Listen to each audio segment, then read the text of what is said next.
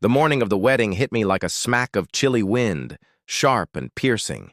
The kind of January freeze that Philadelphia knows too well. I was awake before the sun, standing in our tight living room, my breath fogging in the faint light. As I stumbled with the gift I'd spent weeks organizing for my sister-in-law, Belle.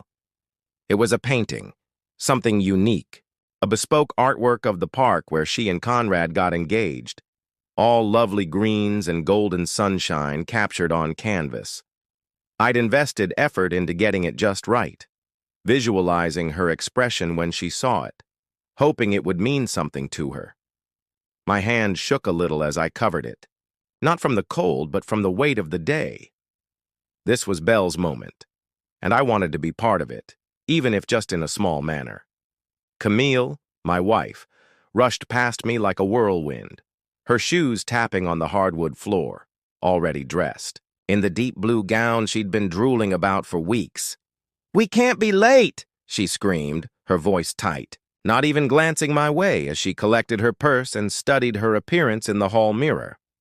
I opened my lips to say anything, maybe a good morning, maybe a joke to relieve the tension. But she was almost halfway out the door. I let it slip.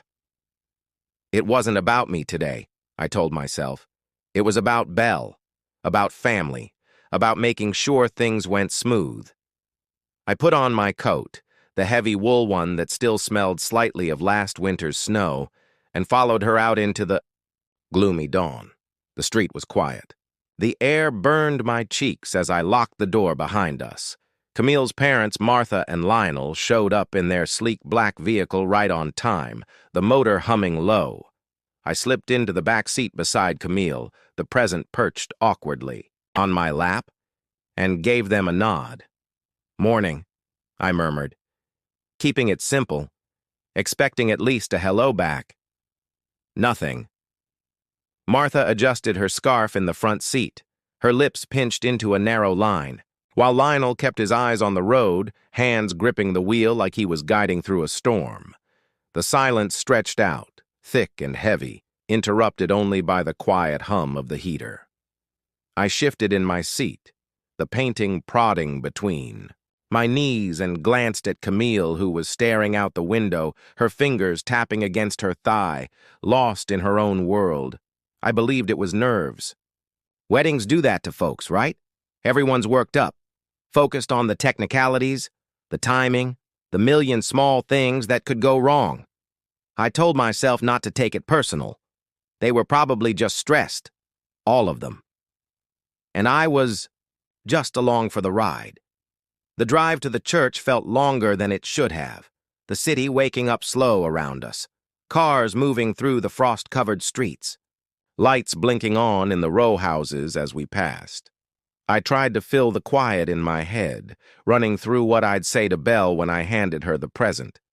Something basic like, "Hope you like it, just for you." I wasn't big on speeches, never had been, but I wanted her to know I thought about her, that I cared. Camille's family wasn't always easy to crack. Martha with her sharp edges, Lionel with his quiet discernment. But I'd been striving for years to fit in, to prove I belonged. The painting was part of that, a peace offering, wrapped in brown paper and twine. I straightened my tie as we pulled into the church lot, the spire standing tall against the pale sky, and took a big breath. The cold hit me again as I walked out, my sneakers crunching on the dirt, the gift tucked under my arm. Camille was already moving, her dress swishing as she walked toward the entrance, without a backward glance. I followed, slower, watching her disappear into the gathering of early guests strolling about the steps. Inside, the church smelled like old wood and candle wax, the kind of place thick with history.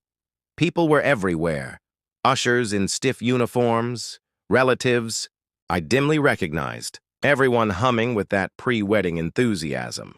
I stood there for a second, feeling the weight of the day fall on me, and tried to capture Camille's sight. She was gone, though, carried up into the bride's room with a flash of blue fabric, and a chuckle I could hear even from across the hall. I shrugged it off, assuming she'd find me later. I turned to Martha and Lionel instead. They were right there, a few feet away, shaking hands with some cousin or aunt, their cheeks lit up with smiles. "Hello," I said, getting closer.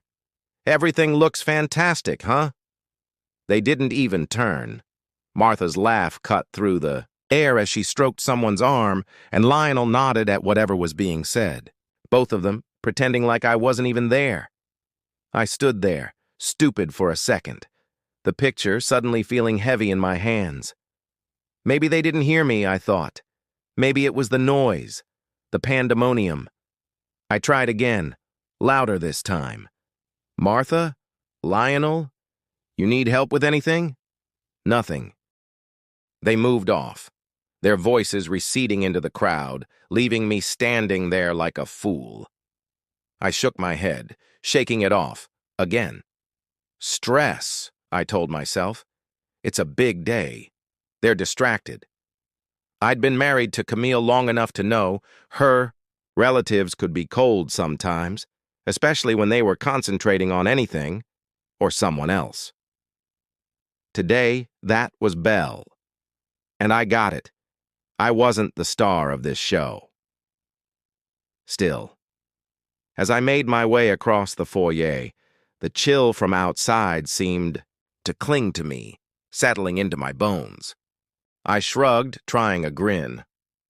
"Yeah, I'm the VIP of the back row," I said, keeping it light though my voice sounded tight. He chuckled, but it was a tense sound, and he wouldn't quite meet my eyes. We small-talked for a minute, about the ceremony, how Belle's outfit surely cost more than my car. Then he leaned in closer, his voice lowering low. "Hey, Curtis," he said, tugging at the edge of the tablecloth. "You probably already heard what they've been saying, right?" I froze, the roll halfway to my mouth. Hearing what? I wondered, my heartbeat kicking up a notch. His face went pale, like he just stumbled into a trap he hadn't meant to set. Nothing," he muttered, backpedaling fast. "Forget it. I didn't say anything." He grabbed his drink, took a long swig, and stared hard at the band like they were the most intriguing thing in the room. I laid the roll down, my appetite gone, and leaned nearer to him. "Nolan, come on. What are you talking about?" I kept, my tone steady, but there was an edge I couldn't conceal. He shook his head, still not really looking at me.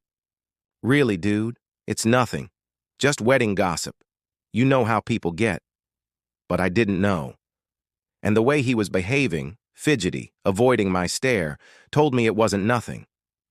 I sat back, my thoughts racing. What they've been saying? Who's they? Camille's family? The guests? And why the hell would Nolan just spew that out? I glanced toward the head table again. Camille was still there, laughing with Belle, her hand on her sister's arm like they were sharing some major secret. Martha leaned in, muttering something that made them all smile. Lionel nodded along, sipping his wine. None of them looked my way. Not even a glimpse.